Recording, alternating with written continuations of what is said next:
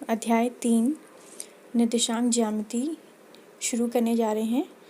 इसमें हम सीधे प्रश्नावली 3.2 से ही पढ़ना शुरू करते हैं, क्योंकि 3.1 जो है वो आपकी परीक्षा के लिहाज से उपयोगी नहीं है।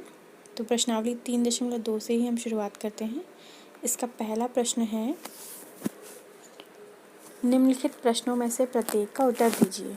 नंबर 1, कार्तीय तल में किसी बिंदु की स्थिति निर्धारित करने वाली क्षैतिज और ऊर्ध्वाधर रेखाओं के क्या नाम हैं? दूसरा प्रश्न है, इन दो रेखाओं से बने तल के प्रत्येक भाग के नाम बताइए। तीसरा प्रश्न है, उस बिंदु का नाम बताइए जहां ये दो रेखाएं प्रतिच्छेदित होती हैं। तो पहले प्रश्न को समझने के लिए हमें कार्तीय तल को समझना होगा, क्योंकि निर्देशांक ज्यामिति में अगर आपको कार्तीय तल का ज्ञान नहीं है तो आप उसके प्रश्न निर्देशांक ज्यामिति से संबंधित प्रश्नों को हल नहीं कर पाएंगे। तो कार्तीय तल में जो आपका यहाँ पे जो चित्र दिख रहा है, ये पूरा कार्तीय तल को शो कर रहा है। तल मतलब होता है प्लेन, ठीक है। कार्तीय तल में क्या होता है आपका, हम किसी बिंदु की स्थिति का निर्धारण मेनली दो एक्सिस के द्वारा करते हैं। उसमें से जो आपका जैसे फर्स्ट का पहला पार्ट था कि किसी बिंदु की स्थिति को निर्धारित करने वाले क्षैतिज और ऊर्ध्वाधर रेखाओं के क्या नाम हैं। तो ये आपकी क्षैतिज रेखा है और ये आपकी ऊर्ध्वाधर रेखा है। क्षैतिज रेखा को हम न जानते हैं एक्स अक्ष के नाम से और ऊर्ध्वाधर रेखा को हम जानते हैं वाई अक्ष के नाम से। और क्षैतिज अक्ष में भी आप अगर देखेंगे तो आपने छोटी कक्षाओं में संख्या रेखा का अध्ययन किया है। संख्या रेखा पे क्या होते हैं, एक रेखा पे हमारे नंबर्स बिखरे होते हैं, जिसके ठीक मध्य में 0 स्थित होता है। 0 के दाईं तरफ धनात्मक अंक होते हैं 1 2 3 4 5 6 और बाईं तरफ ऋणात्मक अंक होते हैं -1 -2 -3 -4। इस कारण हम इस वाली अक्ष को जो 0 से इस तरफ है उसको हम कहते हैं धनात्मक एक्स अक्ष और इसको हम कहते हैं ऋणात्मक एक्स अक्ष। वैसे भी जब हम 0 से आगे बढ़ते हैं तो आगे बढ़ने को हमेशा हम प्लस के चिन्ह से दिखाते हैं, इसीलिए ये धनात्मक होती है ये अक्ष। और जब हम पीछे की ओर को जाते हैं तो हम उस चिन्ह को दिखाते हैं माइनस से। पीछे जाना यानी माइनस सिंबल को रिप्रेजेंट करता है। तो इसीलिए हम जब पीछे की ओर को जाते हैं एक्स की ओर, तो इसीलिए ये जो एक्स अक्ष होती है हमारी ऋणात्मक हो जाती है। इसी प्रकार ये जो ऊपर की ओर को अक्ष है आपकी वाई अक्ष, ये आपका क्या है, ऊपर की तरफ है और ऊपर का चिन्ह जो होता है ऊपर की तरफ जाने का हमेशा प्लस होता है, इसलिए ये वाली साइड जो वाई की होती है वो धनात्मक होती है और नीचे की तरफ जाने के लिए हम माइनस सिंबल का यूज़ करते हैं। इसीलिए जो नीचे की तरफ हमारी वाई एक्स होती है वो क्या होती है, ऋणात्मक वाई एक्स होती है। इसीलिए यहाँ पे आपको नंबर्स नेगेटिव में दिख रहे हैं और यहाँ ऊपर आपको नंबर पॉजिटिव में दिख रहे हैं। दूसरा प्रश्न था कि जब ये दो रेखाएं मिलती हैं तो उससे 4 भागों का निर्माण होता है, उन भागों के नाम बताइए। तो ये रेखाएं जब मिल रही हैं तो यहाँ पर आपको 4 भाग दिख रहे हैं, 1 2 3 4, यानी इस पूरे तल के हमारे 4 सेक्शन हो गए हैं। तो इन 4 भागों को हम जानते हैं चतुर्थांश के नाम से। अगर हम संधि विच्छेद करें तो चतुर्थ प्लस अंश में ये शब्द टूटता है। चतुर्थ मतलब 4 और अंश मतलब भाग, ठीक है। तो ये पहला चतुर्थांश है, ये हमारा दूसरा चतुर्थांश है, ये हमारा तीसरा चतुर्थांश है और ये हमारा चौथा चतुर्थांश है। तो हम इनके चिन्हों का निर्धारण भी यहाँ पर कर सकते हैं।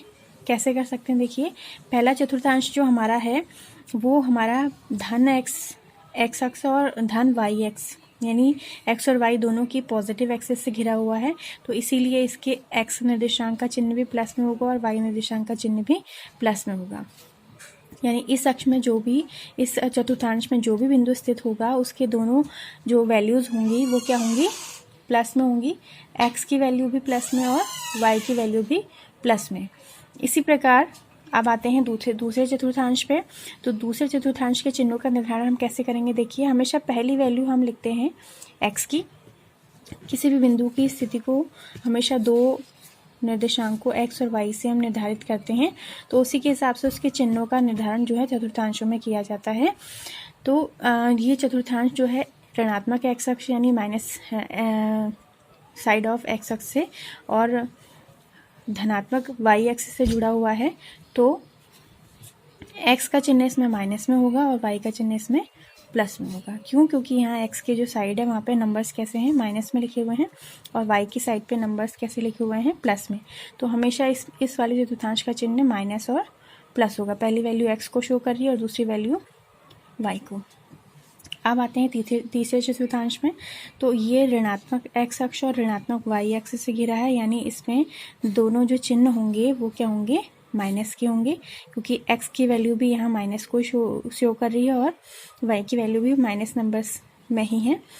तो यानी इस तीसरे चतुर्थांश के दोनों चिन्ह हमारे माइनस में होंगे, और ये ठीक पहले चतुर्थांश का उल्टा होता है चिन्हों के मामले में।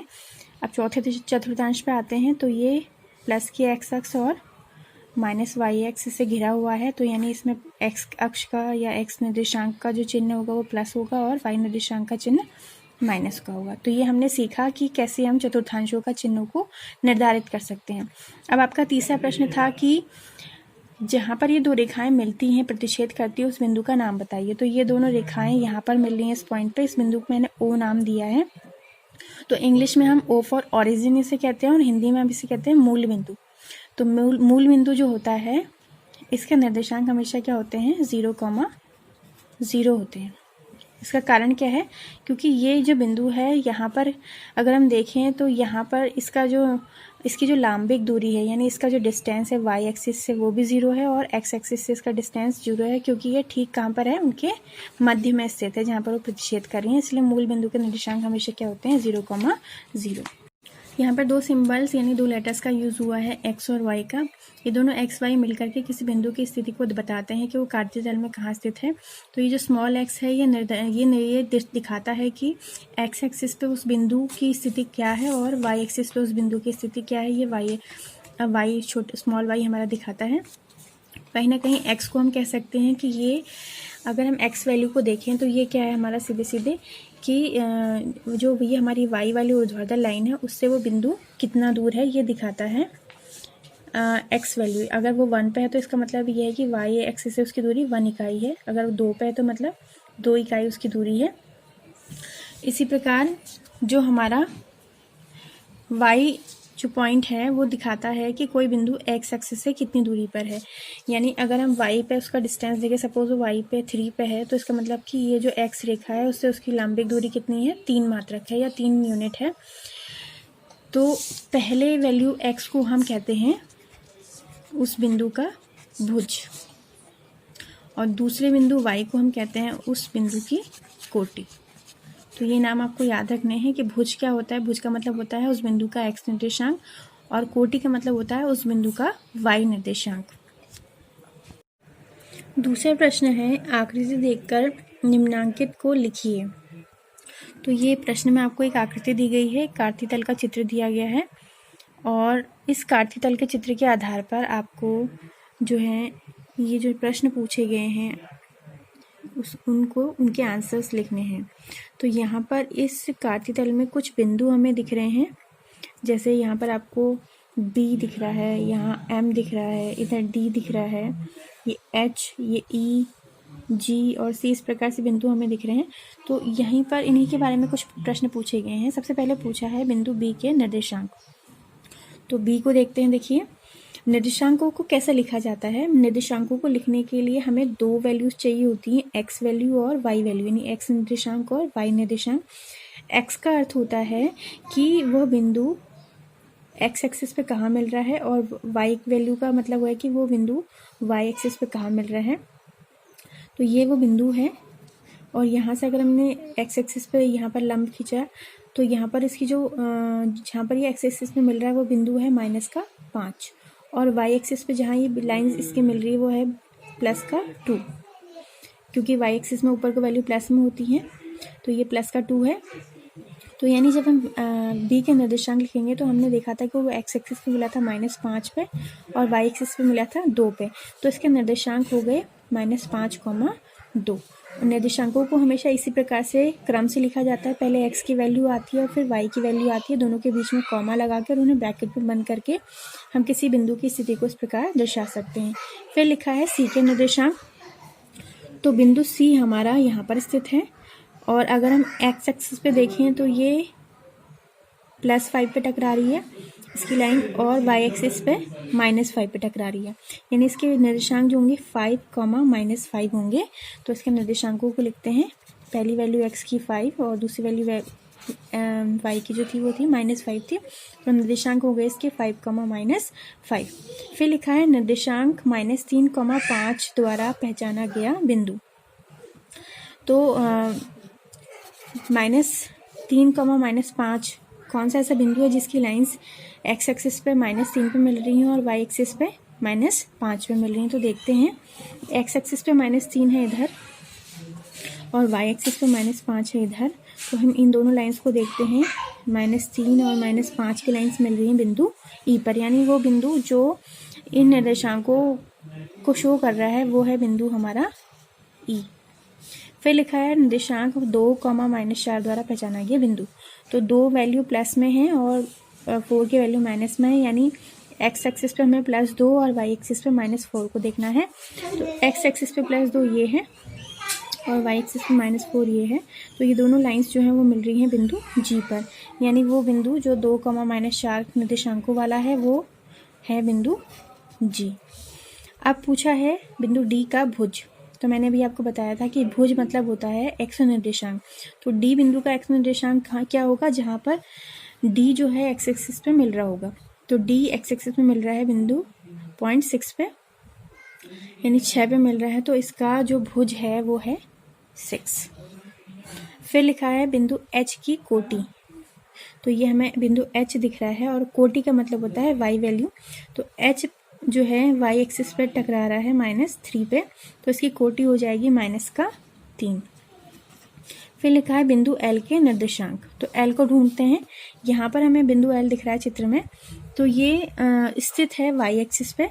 तो जब कोई बिंदु किसी एक्सिस पे स्थित होता है तो ऑब्वियसली दूसरी एक्सिस का जो उसका निर्देशांक होता है वो 0 हो जाता है, यानी ये y एक्सिस पे स्थित है तो इसका x निर्देशांक क्या हो जाएगा, 0 हो जाएगा और y पे इसकी वैल्यू है 5। तो इसके निर्देशांकों को लिखते समय हम कैसे लिखेंगे, पहला वैल्यू x को शो करता है जो कि है 0, क्योंकि ये y एक्सिस पे स्थित है इसलिए इसका x कोऑर्डिनेट 0 हो गया और y पे इसकी वैल्यू थी 5। तो 0,5 इस प्रकार से इसके निर्देशांकों को लिखा जाएगा। अगला बिंदु है बिंदु M। उसके निर्देशांक देखिए कैसे देखते हैं, ये है बिंदु M और ये स्थित है x एक्सिस पे और x पे इसकी स्थिति है -3। तो x पे स्थित होने के कारण इसका y कोऑर्डिनेट 0 हो जाएगा और x की इसकी वैल्यू -3 ली जाएगी।